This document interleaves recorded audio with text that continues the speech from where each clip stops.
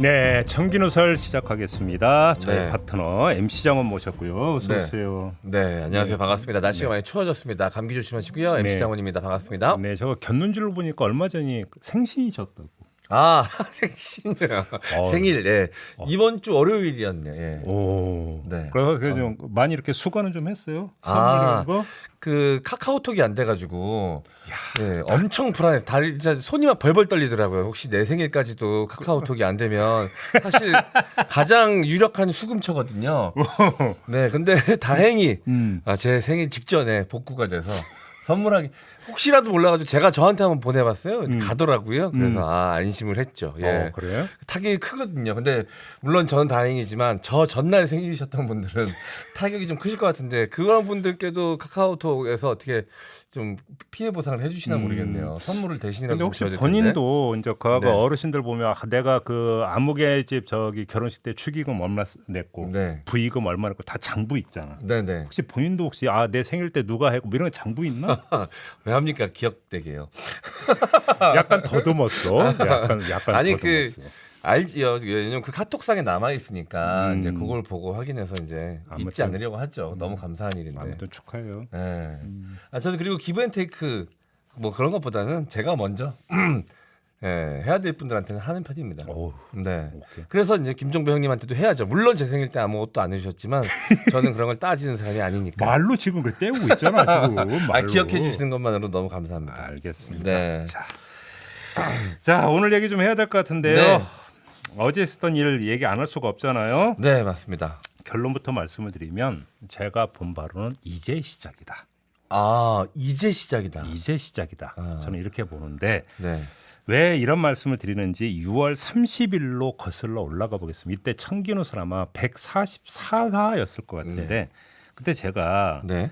윤석열 정부의 앞으로의 그 행보를 MB 정부하고 비교해서 분석을 한 적이 있었어요. 기억나실지 모르겠지만, 그러니까 이명박 정부가 출범 3개월 만에 촛불 집회를 이제 맞닥뜨렸고, 네. 그러면서 정권이 흔들렸는데 이때 어떤 노선을 걸었는가? 아, 요거 분석했던 거 기억납니까? 기억이 납니다. 이때 다시 한번 복귀해드리면 이때 이른바 정두원 세력을 숙청하고 네. 여권 내부 질서를 균질로 한 뒤에 지지층 중심으로 국정 운영을 표기로 아예 작정을 하고 네.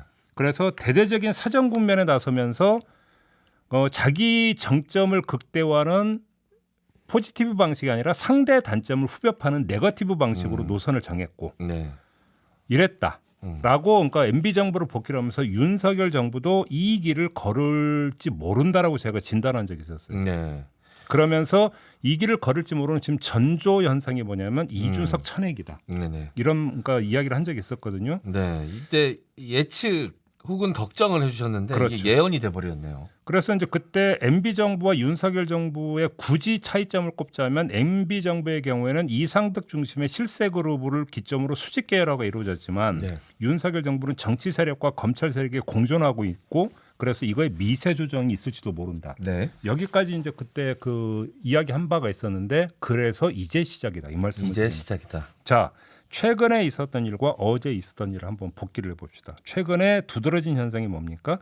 정치 세력의 재편이 있었습니다. 이준석 제거가 완결됐고 네. 사실상 완결됐죠. 동시에 윤핵관 세력의 정비도 진행이 됐습니다. 원조 윤핵관들의 퇴조 현상이 나타나기 시작을 했어요. 네. 그렇죠? 네. 그러면서 이른바 실세 그룹이 희미해져 버린 상태가 되어버렸습니다. 오히려 윤석열 대통령의 수직적 장악력이 더 커지고 있다. 지금 이렇게 봐야 되는 거죠. 네. 그래서 아마 이거의 최종 어떤 완결점은 당대표 경선이 될 것이다. 그런데 당대표 경선은 뭐 지금 모든 언론이 다 입을 모아서 진다는 게 무조건 친윤 인사가 당대표가 된다. 이거잖아요. 네. 자, 이게 최근에 나타나고 있는 여권에서의 정치 세력 재편 움직임이고 어제 나타났던 현상이 뭡니까? 한마디로 얘기하면 검찰의 진격이잖아요. 네. 자, 검찰이 네거티브 전략의 최선봉으로 드디어 등장한 거 아니겠습니까? 근데 그 공격력이 민주당 전체를 겨냥하는 거의 총력전 수준으로 지금 나타나고 있다. 네. 이재명 사법 리스크 이야기 많이 했는데 어제 나타났던 것은 이재명의 정치 자금, 대선 자금 네. 이 부분이지만 그 전 단계로 넘어가 버리면 문재인 정부까지 지금 다 겨냥을 하면서 결국은 민주당 정체성까지 다 아울러 들어가면서 이것을 사법 대상에 올려놓는 움직임으로 지금 가고 있는 거잖아요. 네. 이 와중에 한동훈 법무장관의 정치적 역할, 이른바 총선 출마론 이런 이야기가 또 본격화되는 부분들도 있는 거고요. 네. 그러니까 정리를 하면 윤석열 대통령이 한 손에는 국민의힘을 다른 한 손에는 검찰을 쥐고 끝장을 보겠다라고 하는 지금 태세로 걸음을 떼고 있다. 그래서 이제 시작이다. 이 말씀을 드리는 거예요. 네. 자, 여기서 그러면 짚어야 될 게 하나가 있는데 왜 지금이냐? 네. 왜 지금이냐? 지지율이 가장 윤석열 정권이 생각했을 때 가장 위험한 수위에 지금 다다랐다라는 그렇지. 판단이 좀 있는 거 아닐까요? 그렇죠. 일단 거의 이구동성으로는 얘기가 극히 낮은 지지율 때문이다. 네. 극히 낮은 지지율 때문에 이것이 이제 말 그대로 하루아침에 확 뒤엎을 수가 없는 거라면 일단 네. 지지층부터 결집을 시켜서 네. 지지율 상승 국면으로 만들어 놔야 된다는 이유 때문에 이러는 거 아니냐. 그래서 진영 결집을 노리고 있는 거 아니냐. 이 네. 분석이 거의 뭐 이구동성으로 나오고 네네. 있는 분석인데 이거는 부인할 수 없는 분석이에요. 제가 볼 때도 맞는 분석인데 네. 좀 단선적인 면도 좀 있긴 해요. 네. 무슨 얘기냐면 지지율 말고 다른 환경적 요인을 같이 살펴야 왜 지금인지가 좀 더 완성되게 그림을 그릴 수 있을 것 같다. 네. 이 말씀을 드리는 건데 지지율 이야기까지는 다른 방송에서 다 들을 수 있지만 이 다음부터가 이제 천기누설에서만 들을 수 있는 이야기 나오겠군요. 그런가요? 네. 자, 한번 봅시다. 올 겨울. 그러니까 올 겨울이라고 한다면 정기 국회부터 국민의힘 경선까지라고 봐야 될 것 같은데 네. 올 겨울을 어떻게 나느냐가 내년 한 해 농사를 좌우한다라는 거예요. 내년 한 해 국정 성적을 좌우하고 네. 근데 내년 한 해의 국정 성적이 뭘 좌우하냐면 총선 결과를 좌우해요. 네. 그리고 총선 결과가 어떻게 되느냐에 따라서 윤석열 대통령의 남은 임기가 좌우돼요. 그렇겠죠. 그러니까 결국 이렇게 놓고 본다면 가장 중요한 요인은 이번 겨울에 뭔가 끝장을 봐야 된다는 거예요. 뭔가 끝장을 봐야 되는데 이 끝장을 봐야 되는 데 있어서 그 맞상대가 누구냐면 민주당이에요. 네. 민주당이 원내 과반 의석을 점유하고 있다라고 하는 게 지금 가장 중요한 요인인데 네. 이렇게 놓고 본다면 민주당의 대응 능력을 떨어뜨려 놔야 돼요. 윤석열 대통령 입장에서. 네. 자, 요걸 떨어뜨려 놔야 되는데 자, 만약에 그 민주당의 대응 능력이라는 게 뭐 이거저거 다 떠나서 가장 기초적이고 기본적인 것은 뭡니까? 원내에서의 대응 능력이겠죠. 네. 그래서 원내 과반을 지금 점하고 있기 때문에 여기에 가로막혀 버리면 의정이든 국정이든 다 수렁에 빠지게 되잖아요. 윤석열 네. 정부는. 네. 그래서 그러면 윤석열 정부 입장에서 그리고 윤석열 대통령 입장에서 이 벽을 그러니까 뛰어넘는 방법은 도 아니면 뭐예요? 네. 도 아니면 뭐라고 보는 게 뭐냐면 국정 인위, 그러니까 민주당의 국정 대응 능력을 아주 인위적으로 떨어뜨려 버리거나 네. 아니면 거꾸로 최대치로 끌어올려 주거나. 끌어올린다고요? 예.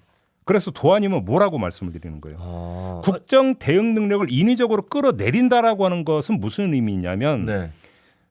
아주 좀 거칠게 얘기하면 사정을 아주 강공 드라이브를 펼쳐가지고 이 사정 국면에 민주당이 위축이 되어가지고 자발적 협조 모드를 유도해 들어가는 것. 네. 근데 좀 이건 너무 거칠죠. 네. 사실 좀 거칠죠. 성공 가능성도 이렇게 높을지 잘 모르겠습니다. 그러니까 자 그러면 후자의 경우 오히려 민주당의 대응 능력을 최대치로 끌어올리는 네. 민주당에게 어떤 전투 모드를 탑재시켜주는 이 시나리오를 제가 왜 말씀을 드리냐면 네. 아주 극단적인 경우라고 한다면 민주당의 뭐 예를 들어서 장애투쟁이라든지 네. 이런 것들을 상황을 유도를 해요. 네. 그래서 이렇게 되어버리면 모든 게 그러니까 그 여의도는 올스톱 상태에 빠져 들어가요. 네. 아. 여의도가 올스톱 상태에 빠져 들어가면 제대로 처리되는 게 없어요. 네. 이렇게 되어버리면 그거는 당연히 국정으로 바로 연결이 돼요. 네. 국정으로 연결이 되는데 뭐냐면 알리바이가 성립이 돼요. 아, 모든 게 민주당 탓이다라고 핑계를 댈 수 있겠군요. 그렇죠. 이거 아니겠습니까? 아. 이렇게 되어버리면 네. 결국은 그 알리바이가 성립이 되기 때문에 국정의 난맥상에 대한 알리바이가 성립이 되는 것이기 때문에 네. 그것을 가지고 다시 또 총선까지 끌고 들어갈 수가 있죠. 여권 입장에서는. 처음에는 민주당의 국정 대응 능력을 인위적으로 끌어올린다라는 표현 들었을 때 왜 그렇게 하지라는 생각이 들었는데 설명을 들으니까 이해가 됩니다. 자 여기서 지금 주목해서 봐야 되는 게 뭐냐면 네. 그러려면 민주당 전체를 비분관계하게 시켜야 되는 거예요. 네. 다시 말해서 핀셋으로 이재명 사법 리스크만 쳐가지고 해버리면 민주당 네. 안에서도 분리해 들어가려는 전략이 나올 거 아닙니까? 네. 민주당 내부에서도. 네. 그게 아니라 민주당 전체를 어떤 비분간개하게 만들기 위해서는 어떻게 됩니까? 이재명 사법 리스크라고 하는 핀셋 접근이 아니라 네. 그러니까 핀셋으로 접근하는 게 아니라 몽둥이로 접근하는 전략이 필요한 거죠. 어. 그래서 나오고 있는 게 뭡니까? 서해 공무원 피격 사건이나 탈북민 북송 사건으로 문재인 정부까지 겨냥해 들어가면서 어제는 윤석열 대통령의 네. 종북 주사파 세력 네. 뭐 협치 대상이 아니다라는 발언까지 나온 거잖아요. 네. 이렇게 되어버리면 민주당의 정체성을 정면에서 때려버리는 것이 돼요. 여기다가 어제 민주연구원 압수수색 시도라고 하는 것들도 정책으로 이렇게 읽을 수가 있는 거예요. 지금까지 여러분이 기사를 뒤져보시면 민주당이나 정의당이나 몇 번 검찰에 압수수색 시도가 있었는데 한 번도 그러니까 성공한 적이 없어요. 없었죠. 왜 그러냐면 다 물리적으로 막았어요. 네. 왜 그러냐면 헌법에 보장되어 있는 정당 활동의 자유라는 게 있는데 네. 특정한 사건을 그러니까 그 명분 삼아서 들어와서 내밀한 자율의 영역에 있는 정당 활동과 관련된 자료나 이런 것들 털어가 가지고 네. 내부를 들여다버리면 정당 활동이 위축이 된다. 이런 논리로 중앙당사의 어떤 그 치고 들어오는 것은 87년 6월 민주항쟁 이후 한 번도 받아들인 적이 없어요. 정당 입장에서. 네. 민주당이 그렇게 나올 거라는 것은 3살 배기 어린아이도 알 수 있는 예상할 수 있는 부분이에요. 검찰도 충분히 예측할 수 있는 상황이었죠. 그걸 예측 못하면 그게 난센스인 거죠. 그런데 네. 들어가려고 했잖아요. 왜 그러겠습니까? 끌어내는 거죠. 민주당 끌어내는 거죠. 네. 민주당을 끌어내서 전당적 차원에서 대처하게 만들어 들어가면 판을 키우는 거죠. 네. 그러면서 이재명이 중요한 게 아니라 민주당이 중요해져 버리는 이런 상황으로까지 판을 키워버리는 거죠. 네. 그래서 이렇게 놓고 본다면 지금 오히려 움직임은 후자 쪽으로 가고 있다. 민주당의 전투력을 오히려 끌어올려주고 있다. 일부러. 네. 그래서 민주당이 강경 그 투쟁을 하지 않을 수 없게 지금 그 상황으로 지금 계속 끌고 가고 있다. 네. 이렇게 지금 봐야 되는 거죠. 아, 그렇다면 이재명 당대표가 아직까지 뭐 특별한 대응이 없는 것은 누가 봐도 너무 확실한 미끼이기 때문에 너무 덥석물기가 좀 문제는 그래서 고민 중인 걸까요? 그게 바로 대응책을? 정확히 표현이 고민인 거죠. 그렇다고 그러면 저희가 한번 우리 네. 허심탄회하게 맞서서 우리 할 거 하고 네. 타협할 거 합시다라고 나올 수도 없잖아요. 네. 지금 정체성을 때려버렸는데. 네. 그러니까 다른 민주당 입장에서도 선택지가 별로 없어요. 네. 그러니까 선택지는 없고 정면 그러니까 대치를 하는 것은 어쩔 수 없는데 네. 미세하게 그럼 어떤 방법으로 대치할 것이냐라고 하는 게 그러니까. 고민거리인 거죠. 그러니까 대응 수위가 굉장히 고민될 것 같습니다. 그렇죠. 바로 그거기 때문에 아마 여기서 전략적으로 되게 고심을 많이 할 거예요. 네. 일단 좀 이따 열리겠는데 9시부터 의총 열린다고 하는데 여기서 네. 일단 1차적으로 아마 토의가 이루어질 텐데 어떻게 대응에 들어갈 것인가. 여기서 아마 이제 고민스러운 부분이 있을 텐데 네. 다시 윤석열 대통령, 윤석열 정부로 넘어가 버리면 네. 아까 제가 도안이면 뭐라고 했잖아요. 여기서 뭐를 선택을 했다고 했잖아요. 네. 이건 뭡니까? 그냥 하이 리스크 하이 리턴이거든요. 네. 자, 그러면 하이 리턴이라고 하는 게 뭘까? 이걸 한번 봅시다. 네. 두 측면에서 강구가 될 수 있는데요. 자, 민주당이 총선에서 힘을 쓰기 힘들 정도로 전방에 타격을 입히는 거예요. 그러니까 뭐냐면 이재명 개인의 비리를 넘어서 민주당이라는 어떤 정당의 정체성과 존재 이유에 대해서 마구 흔들어 놓아버리는. 네. 그래서 그거를 총선 때 이슈로까지 끌고 가도록 계속 어떤 정치 어떤 이벤트를 만들어 들어가는 것. 이게 네. 한 가지가 있을 수가 있겠죠. 그렇게 돼버리면 총선에 밑자락을 까는 작업이 될 수가 있어요. 이거는. 네. 그다음에 또 총선까지 아니더라도 내년 한 해에 있어서 민주당의 대응 능력을 떨어뜨리는 부분들도 있겠죠. 네. 두 번째, 진영 총력전을 이야기해서 보수 진영의 총결집을 이루고 지지율을 끌어올리는 것. 이게 아까 얘기했던 지지율 때문이라고 하는 얘기가 여기서 나오는 네. 거죠. 이렇게 놓고 본다면. 그렇게 놓고 본다면 올 겨울의 기상 전망도는 이미 나온 거예요. 용산에서 서초동에 걸쳐서 한랭전선이 형성이 됐고 이것이 올 겨울을 계속 지배할 것이다. 용산 서초동 한랭전선이 계속 그대로 머물 것이다. 네. 차가운 겨울. 아주 그러니까 추운 겨울이 될 것이다. 이게 되는 건데 네. 자 하이 리스크를 접어봐야죠. 이 세상은 기획된 대로 그러니까 다 움직이지는 않아요. 네. 기획은 기획이고 결과는 또 다른 경우는 허다하게 많이 있죠. 오히려 더 많이 있죠. 문제는 자 그러면 하이 리턴이 뭐가 될 수가 있느냐 이걸 봐야 되는 건데 네. 가장 큰 문제는 하이 리스크. 네. 환경이 좋지 않다는 거예요. 무슨 환경이냐? 강대강으로 맞붙을 수 있는 환경이 별로 좋지가 않다는 거예요. 자, 올 겨울이 아주 그러니까 그 추울 거라고 했는데 네. 결빙 상태로까지 갈 수가 있는데 이 결빙 상태는 여의도보다 먼저 지구에서 결빙 상태가 나타나고 있어요. 아, 세계 경제 말씀하시라는 거군요. 그렇죠. 네. 그래서 내년을 지배할 핵심 문제는 누가 뭐라 하더라도 먹고 사는 문제일 수밖에 네. 없어요. 그렇죠? 자, 이 먹고 사니즘이 네. 두 개의 문제를 야기를 할 거예요. 첫째, 사정 정국을 마냥 끌 수는 없을 거라는 거예요. 네. 결국은 계속 뉴스의 헤드라인에 사정 관련 얘기가 계속 지배하게 만들면서 몇 달 뭐 반년 이렇게 계속 지배해 버리면은 근데 문제는 이것이 결국은 집권 세력이 민생을 도외시하는 것으로 만약에 연결이 돼 버리면 그거는 자충수를 넘어서 자멸수가 되어 버려요. 네. 그래서 사정 정국은 짧고 굵게 확실하게 때리고 빠지는 것이 돼야만 돼요. 이게 하나가 있는 거고요. 두 번째, 어느 시점에서는 민주당의 의석이 아쉬워질 수밖에 없을 것이라는 거죠. 왜? 예산안 같은 경우는 네. 민주당 의석은 하나도 안 아쉬워요. 그러니까 집권 세력 입장에서 왜? 네. 그냥 12월 2일 법정 날짜만 처리 넘어가면 이거는 가져올 수 있는 거니까. 12월 2일까지만 합의 처리가 안 돼 버리면 그냥 정부 원하는 대로 가면 돼요. 네. 그렇기 때문에 아쉬울 거 하나도 없어요. 네. 아쉬울 거 하나도 없는데 예를 들어서 먼저 뭐 그 방점을 두고 뭐 하고 싶다는 법인세 감사라든지 뭐든지 뭔가 저희가 먹고 사니즘에 대체해서 이러이러한 것을 하고 있습니다라고 보여줘야 될 거 아니에요. 네. 정책적 퍼포먼스를 해야 될 거 아닙니까? 네. 정책적 퍼포먼스를 해야 되려면 거의 대부분이 국회를 거쳐야 되는 거예요. 네. 국회를 거쳐야 되려면 민주당이 협조가 없이는 이게 안 된다는 거예요. 그렇게 돼버리면 사정정국을 펼치면서 의정 부분에 있어서는 뭔가 무능함을 계속 연출해 들어간다면 그건 뭐가 되는 거예요? 자멸수가 돼버리는 거죠. 네. 그렇지 않겠습니까? 네. 바로 이 점 때문에 사실은 그 나오는 이야기가 하나가 있는데 요건 제가 오늘은 얘기를 안 하겠습니다. 너무 앞서가는 부분이 있을 것 같은데 요건 좀 나중을 기약해서 그러니까 남겨놓도록 하고 그래서 바로 이 환경적 요인을 어떻게 슬기롭게 대처해 들어가면서 민주당 탓으로 만들 수 있는 고도의 정책 능력이 있느냐 없느냐. 네. 그게 만약에 제대로 발휘가 되지 않으면 뭐가 되느냐? 지금 지향하고 있는 것은 윤석열 대통령의 독판인데 네. 독판. 국힘도 한 손에게 쥐고 검찰도 한 손에게 쥐고 그냥 돌격앞으로 하는 네. 이 독판을 지금 향해서 가고 있는데 네. 이 독판이 뭐가 될 수 있느냐? 독박으로 귀결될 수도 있다. 아, 독판이 독박으로 갈 수 있다. 그렇죠. 바로 이 부분에 대해서 지금 시나리오가 있는 것이냐. 저는 이게 궁금하다라는 것입니다. 바로 제가 볼 때는 그럼 여기서 민주당 입장에서 역으로 이걸 때리는 게 또 하나의 전략일 수가 있겠죠. 네. 그렇지 않겠습니까?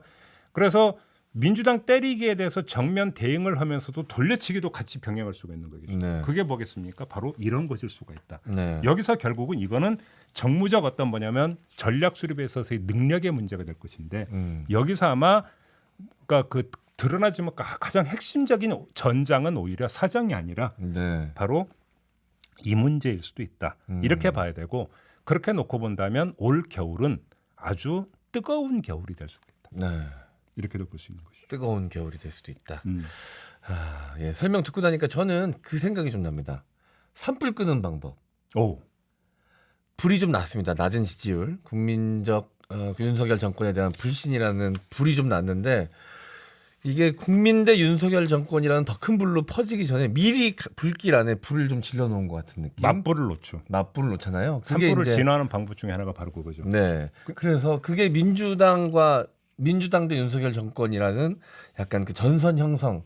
그게 이제 맞불인 것 같은데. 제가 볼 때 M장은 정말로 센스가 대단한데 딱 네. 받아쳐서 딱 한마디로 정리하는 포인트 잡아서 정리하는 능력이 최고의 제가 볼 때는 정말 탑 중의 탑인데 아니, 갑자기 네. 한마디로 비유를 기가 막히게 한 거죠. 근데 여기서 네. 하나만 더 추가하면 바람 방향이 결국 모든 걸 주는 거예요. 그러니까요. 그러니까 짧은 시간 안에 불을 끄지 않으면 그게 결국은 큰 불로 가거든요. 내가 그러니까 지금 다가오고 있는 불길을 잡기 위해서 미리 앞서서 맞불이라고 나와서 네. 미리 태워버리면 더 이상 어떤 태울 소재가 없기 때문에 불길이 멈춘다 이게 맞불 원리잖아요. 네. 근데 바람이 저쪽에서 이쪽으로 불면 네. 맞불이 아니라 뭐냐면 오히려 불길을 더 키우는 더 거고. 키우죠. 제가 조금 전에 하이 리스크가 될 수 있다라고 하는 데서 어떤 환경적 요인이라는 게 바로 바람 방향에 해당이 되는 거예요. 아, 생각 없이 그냥 한 말인데 이렇게까지 또 살을 붙여주시니까 제가 감당이 안 되네요. 그렇잖아요. 네. 이 바람 방향이 네. 아, 바람 방향. 그렇네요. 그렇죠. 네. 이 바람 방향이 중요하다. 제가 한 말인데 제가 소름 돋고 있습니다. 이 바람 방향이 중요하다. 그렇죠. 근데 바람 방향은 누구도 인위적으로 사실 근데 이미 자주 바람 짤수 없잖아요. 방향은 이미 잡혀 있잖아요. 지금 그 경제풍이 어마어마하게 지금 불고 있는 거잖아요. 네. 그잖아요. 자, 근데 문제는 이거를 지금 뚫고 나가겠다라는 거잖아요. 네. 나갈 수 있느냐라는 거죠. 이제. 네. 이걸 좀 봐야 된다는 거죠. 네. 더 이상 뭐 말씀드릴 필요 없이 제가 드린 말씀에 살을 붙여서 더 확실하게 설명해 주셔서 그러니까. 이제는 많은 분들이 다 이해가 확 되셨을 것 같습니다. 그러니까 신수님이 확 정리되는 M장의 한마디 딱 이렇게 좀 잘해요. 딱 이거. 이거 정리 기가 막히게 잘해요. 네. 아닙니다. 예. 집 정리는 잘 못하는데 여기서라도 좀 해야죠. 네, 그 많은 촌철님들께서 또 의견 남겨주셨는데요. 저희가 좀 전해드리도록 하겠습니다. 닮은 살결님, 자 MB 시즌 2 이제 다시 시작인가요?라고 또 말씀해 주셨고요. 제가 볼 땐 그렇습니다. 네, 샤잠님, 자 이런다고 지지율이 오를까요? 단순히 야당을 완전히 파괴하겠다는 의도 아닙니까? 라고 또 예측을 해주셨고요. 또리님. 이 난국을 헤쳐나가려면 통합 정치해야지요. 안 그러면 결국 부메랑이 되어 돌아옵니다. 라고 또 걱정해 주셨습니다. 제가 아까 이게 그 이제 시작이다라고 하면서 그러니까 6월 30일에 그 144화를 얘기하면서 하나 이제 얘기 안 한 게 있어요. 그때 그래서 MB 정부가 강경 노선, 그러니까 지지층만 데리고 국정 펴겠다고 작정을 한 다음에 강경 노선으로 나가면서 어떤 현상이 빚어졌느냐? 용산 첨사 나왔고 네. 여러 가지 나왔다. 네. 민중 부문에서 그 얘기했던 거 기억나십니까? 네, 기억납니다. 오늘 얘기에서는 지금 이게 빠져 있죠. 근데 만약에 이게 여대야 집권 세력 대 야당 세력이라고 하는 정치 영역에 한정이 되면 모르겠는데 네. 그게 거기로 한정이 되는 게 아니라 예를 들어서 거리에 나와서 시민 영역으로까지 만약에 이게 확장이 된다면 어떻게 될 것이냐. 네. 저는 이걸 또 함께 봐야 되는데 거기서 맨 우선순위에 놓을 거 뭐라고 생각하십니까? 제가 볼 때는 방송입니다. 방송이요? 방송. 그 지금 그 이유는 그러니까 집권 세력 입장에서는 그 이유는 차고 넘치는 거 아니겠습니까? 네. 집권 세력 입장에서는 그렇죠. 그렇게 보지 않으십니까? 네, 동의합니다. 네. 자, 알겠습니다. 오늘도 또 좋은 말씀 전해주신 우리 JB에게 감사의 말씀 드리면서 M장은 이제 짤짤이 쇼로 네. 보내드리도록 하겠습니다. 방송하러 가겠습니다. 네. 오늘은 누가 나오는지 기억하고 있죠? 네네. 지난주 가서 욕 안 먹었어요? 예. 못 보신 것 같더라고요. 다행히 마음 졸이면서 갔는데. 네. 자 이렇게 마무리하겠습니다. M장 네. 수고하셨고 저도 물러가겠습니다. 고맙습니다. 감사합니다.